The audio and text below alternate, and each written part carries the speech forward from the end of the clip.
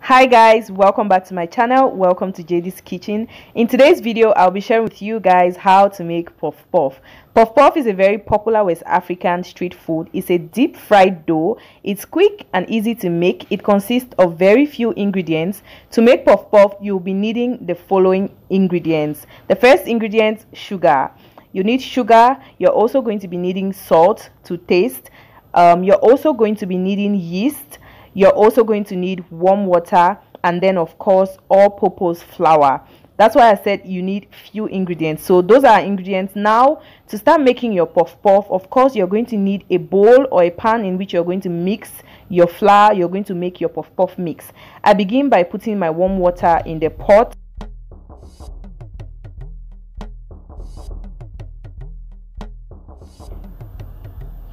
Now I move on to adding my sugar into the water. When making puff puff, you have to have it in mind that the sugar is not supposed to taste. You're not supposed to get the taste of the sugar, so you want to do it carefully, especially if it's your first time. I know my measurements, so I always get it right, but you want to be careful. So you want the salt, you want to get a pinch, like a hit of salt in the puff puff, but not the sugar. The blend of sugar and salt in puff puff makes it very special. Now I move on to adding my yeast into the mix, and I'm just going to use a whisk to mix it up together until it becomes foamy. Now I just want to point it out that sometimes I actually start by adding my yeast in the water, sometimes I start by adding sugar, sometimes I start by adding salt, sometimes I put all in together because I make puff puff a whole lot of times. I realize that some of the strict processes that people make you follow when making food actually doesn't impact the end result of the food. Now some do, but some don't. So in the case of puff puff, I've tried it in different ways. I've started with yeast, I've started with salt, I've started with sugar, and it doesn't really impact the way my puff puff looks. So yeah, I just go ahead and I keep on mixing it up together until it starts forming some bubbles, and then I'll go ahead and make sure I run my flour through a sieve, because you don't want to sieve, you don't want to just pour in the flour into the mix and you end up finding out that there's some particles of maybe dirt or something in your flour that you don't want to have inside of your puff puff. So you want to always make sure you run your flour through a sieve, and it's better for you to run your flour on a sieve like away from your mix, because you're not sure of how much flour you want to use. But for me, I'm doing it directly in my mix because I know that this is the quantity of water I normally use for a kilo of flour. So yeah, you want to be careful when doing this, and you want to start small. If it's your first time making puff puff, start with a little bit of water, a little bit of flour, a little bit of salt, and you taste as you go.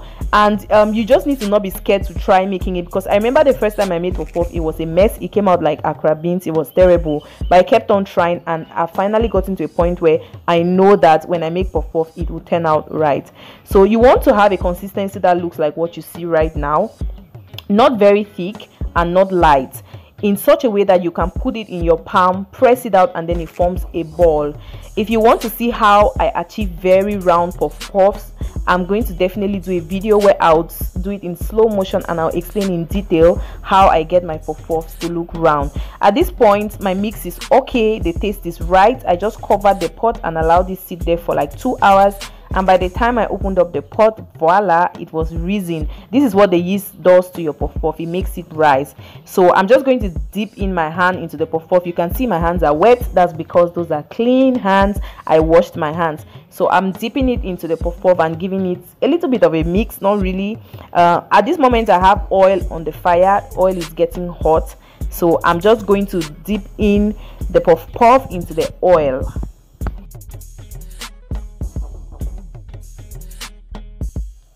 Now this is how you know that your oil is hot and ready for frying. When you drop in the first puff puff and it rises up and comes to the top of the oil, you know that you're ready to go with your frying. So this is how you put in your puff puffs into the oil. You just carry a mix in your hand like I showed you guys earlier, and then you press it out. You just apply a bit of pressure, making sure that it's coming out from the part that is facing down in your hand. I have a video, I've already done that video. I'm going to link it up. I'm going to put it at the end of this video so you can see the technique I use in putting my puff puff and making sure that I have round balls. And yeah, you keep on doing that. And then also you want to make sure that your pot is full, because if your pot is not full, you're going to have difficulties turning the puff puff, and I'm going to show you guys clips of that as I speak. If your puff puff is not, the pot is not completely full with puff puff, and you want to try to be fast, if your pot is not completely full with puff puff, it's going to be difficult to turn it over and it stays. When you turn it over, it's going to turn back over, and the side that has already been cooking will continue cooking, and the other side is not going to cook. So the technique is, you want to fill your pot. When you fill your pot, the puff puffs don't have space to turn, so when you turn it, it stays the way you have turned it. Yeah.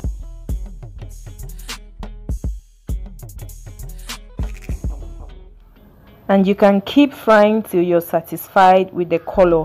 I also advise that you should fry on medium heat, because if you fry on high heat, the outside of your puff puff might get brown and it looks like it's cooked, but the inside is still raw. So I always advise that you start on your oil should not be overheated at the beginning, and then you should continue frying on medium heat. And if you notice that you fry to a point where the oil is too hot, and once you drop in your puff puff, it just starts getting brown without wasting any time, you know that the oil is too hot. So you want to turn down the gas, or you want to even put the oil aside and then put it on the gas again for it to get just a little bit hot, and then you continue the frying process. So I'm just taking out my puff puff now, and I'll show you guys exactly what it looks like.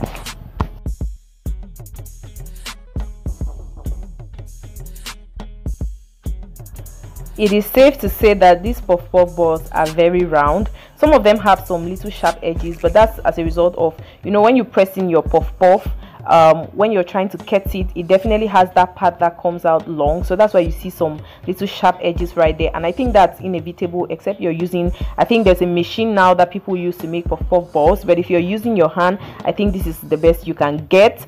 And of course, I'm going to share with you guys a video on how to make sure you have round puff puff balls. My daughter was already itching to eat. And yeah, thank you for watching, and please do me well to subscribe.